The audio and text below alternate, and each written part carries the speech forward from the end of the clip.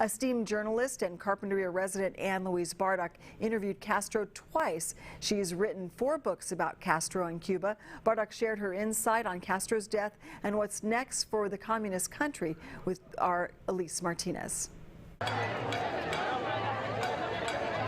Since the death of Fidel Castro, Anne Louise Bardock is in high demand. There is no network, no country in the world that's not trying to reach me.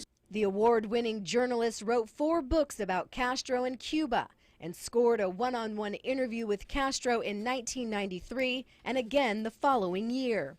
At one point he said to me, "Look, we," and Fidel always spoke in the royal we decided to talk to you because we realized you would never leave this island if we did not.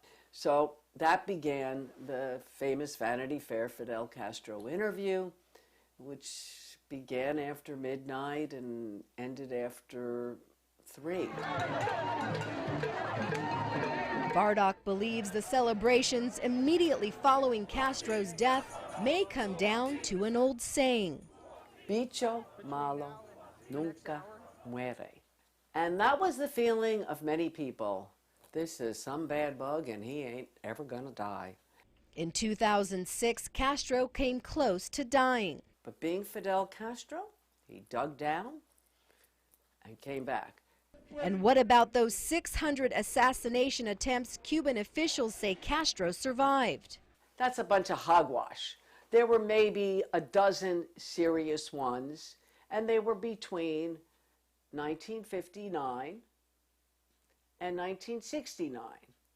End of story. Let's talk a little bit about Cuba right now. The big question now is, what will President-elect Donald Trump do with President Obama's deal to reopen diplomatic relations? Short answer is nothing. He's going to do some fireworks, get himself a hotel and leverage his prestige to put in a Trump hotel. Little does he know that these partnerships with the Cuban government are rarely lucrative, unless you're the Cuban government. Bardock believes not much will change in Cuba in the wake of Castro's death, because Castro himself was able to supervise the transition of power to his brother Raul. The Castros are a dynasty, and Raul Castro is firmly in charge. The Castro family have imprints in every part of the Cuban government, so they are here for at least another generation. And Castro will continue to be a polarizing figure, debated for years to come.